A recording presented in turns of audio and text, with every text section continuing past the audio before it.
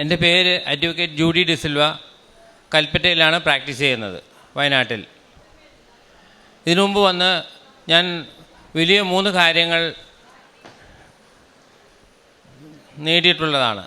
അതിനോടനുബന്ധിച്ച് ആ വിശ്വാസം അടിയുറച്ച് മുമ്പോട്ട് പോയി ദിവസവും രാത്രി 2:30 മണിക്ക് എഴുന്നേറ്റ് 3:30 മണിക്ക് കിടക്കുന്നൊരു സ്വഭാവക്കാരനാണ്. ആ സമയം മുഴുവൻ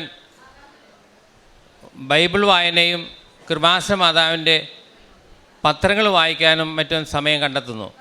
ഒപ്പം ഞാൻ പ്രാർത്ഥിക്കുകയും എല്ലാ കാര്യങ്ങൾ ചോദിക്കുന്ന ഏത് കാര്യങ്ങളാണെങ്കിലും അത് 1 അല്ലെങ്കിൽ 2 ദിവസത്തിനുള്ളിൽ എനിക്ക് നടന്ന് കിട്ടിയിട്ടുണ്ട്. അത്ര വലിയ അനുഗ്രഹങ്ങൾ നേടിക്കൊണ്ടിരിക്കുന്നതാണ്. അതിനുശേഷം ഞാൻ ഈ കഴിഞ്ഞ പ്രാവശ്യത്തെ ഇത് കഴിഞ്ഞ് ഇവിടെ വന്നതിന് ശേഷം ഞാൻ എൻ്റെ വൈഫുമായിട്ട് ഇവിടെ വന്ന് ഉടമ്പടി എടുക്കേണ്ട ഒരാവശ്യം വന്നു. കാരണം വൈഫിന് കിഡ്നിയിൽ സ്റ്റോൺ ഉണ്ടായിട്ട് ആ കാര്യം നമുക്ക് അച്ഛനെ കൊണ്ടൊന്ന് പ്രാർത്ഥിച്ചാൽ അതിന് അനുഗ്രഹം കിട്ടുമെന്നുള്ള ഒരു തോന്നലായിരുന്നു. ഞങ്ങൾ അങ്ങനെ ഇവിടെ വന്നു. ഞങ്ങൾ അച്ഛനെ കൊണ്ട് പ്രാർത്ഥിച്ചു. ഞങ്ങൾ തിരിച്ച് വീട്ടിൽ ചെന്ന് ഡോക്ടറെ കണ്ടപ്പോൾ ഡോക്ടർ പറഞ്ഞു ഒന്നും കൂടെ സ്കാൻ ചെയ്തിട്ട് വാ. അങ്ങനെ വീണ്ടും ചെന്ന് സ്കാൻ ചെയ്തപ്പോൾ ഒരു സ്റ്റോൺ പോലും കണ്ടിരുന്നില്ല. അതിൽ നിന്ന് ഒരുപാട് അനുഗ്രഹങ്ങൾ ഞങ്ങൾ നേടിയപ്പോൾ വീണ്ടും ഞങ്ങൾ പ്രാർത്ഥിക്കുകയായിരുന്നു. എനിക്കൊരു 20 വർഷമായിട്ട് എൻ്റെ സ്ഥലം കച്ചവടം നടക്കാതെ നീണ്ടു പോവുകയായിരുന്നു. അത് ഞാൻ ഒരു തീരുമാനമെടുത്തു. അച്ഛനെ കണ്ട് ആ ആധാരം ഒന്ന് വെഞ്ചരിച്ച് പ്രാർത്ഥിച്ചാൽ കാര്യങ്ങൾ ഉടനെ നടക്കുമെന്ന്. ഇവിടെ വന്ന് പ്രാർത്ഥിച്ച് ഞാൻ അച്ഛനെ കൊണ്ട് പ്രാർത്ഥിച്ച് തിരിച്ച് അവിടെ ചെന്ന് പിറ്റേ ദിവസം തന്നെ ഈ 20 വർഷമായിട്ട് കച്ചവടം നടക്കാത്ത ആ സ്ഥലം കച്ചവടമാകുകയാണ് ഉണ്ടായത്.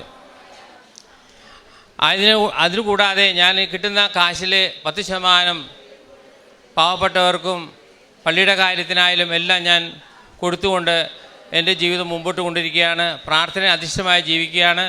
എൻ്റെ ഓഫീസിൽ വരുന്ന ഓരോരുത്തർക്കും കൃപാസന മാതാവിനെ പറ്റി എപ്പോഴും ഞാൻ കൂടുതൽ പറഞ്ഞ് വാചാലനാകാറുണ്ട്. അത് പക്ഷേ ഞാൻ പലപ്പോഴും ചിന്തിക്കാറുണ്ട് അവർക്ക് ബോറടിക്കുമെന്ന്. പക്ഷേ അവരൊന്നും ബോറടിക്കാതെ ഇരുന്ന് മുഴുവൻ കേൾക്കുമായിരുന്നു, ഏത് ജാതിക്കാരാണെങ്കിലും. അതെനിക്ക് വലിയൊരു അനുഗ്രഹമായി. ഞാൻ പല കാര്യങ്ങൾക്കും ഒരുപാട് പേർക്ക് ആ തരത്തിൽ ഞാൻ പ്രേക്ഷിത പ്രവർത്തനം ചെയ്തുകൊണ്ടിരിക്കുകയാണ്. ഹോസ്പിറ്റലിലും പല പാവപ്പെട്ടവർക്കും മറ്റും എല്ലാവർക്കും വേണ്ടതെല്ലാം ചെയ്യാൻ ഞാൻ എപ്പോഴും ശ്രമിക്കുന്നുണ്ട്. ഇപ്പോഴും ശ്രമിച്ചുകൊണ്ടേയിരിക്കുകയാണ്. ഇതിനു മുമ്പ് കിട്ടിയ അനുഗ്രഹങ്ങളൊക്കെ ഞാൻ പറയാത്തത് ഇതിനു മുമ്പ് പറഞ്ഞതായതുകൊണ്ടാണ്. അതുകൊണ്ട് ഞാനത് വീണ്ടും ഞാൻ പറയുന്നില്ല. ദൈവത്തിന് ഒരുപാട് നന്ദി. ദൈവത്തിന് അസാധ്യമായി യാതൊന്നുമില്ല.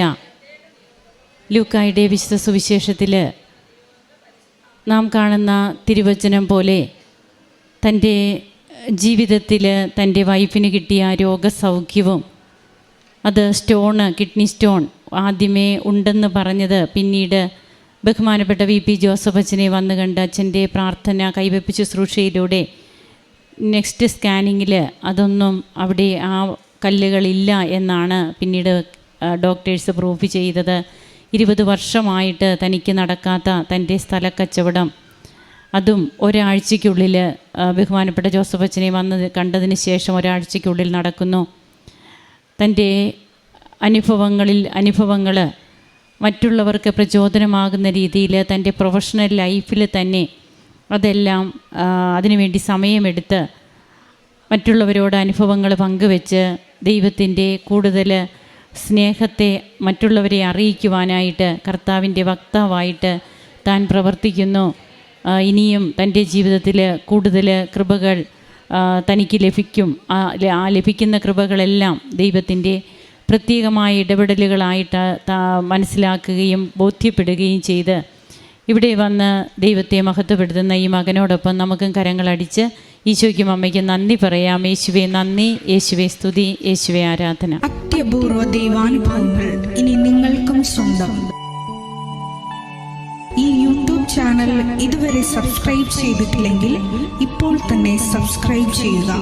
ഈ വീഡിയോ ഇപ്പോൾ തന്നെ നിങ്ങളുടെ സുഹൃത്തുക്കൾക്ക് ഷെയർ ചെയ്തുകൊണ്ട് കർത്താവിൻ്റെ പ്രേക്ഷിതരാകുക.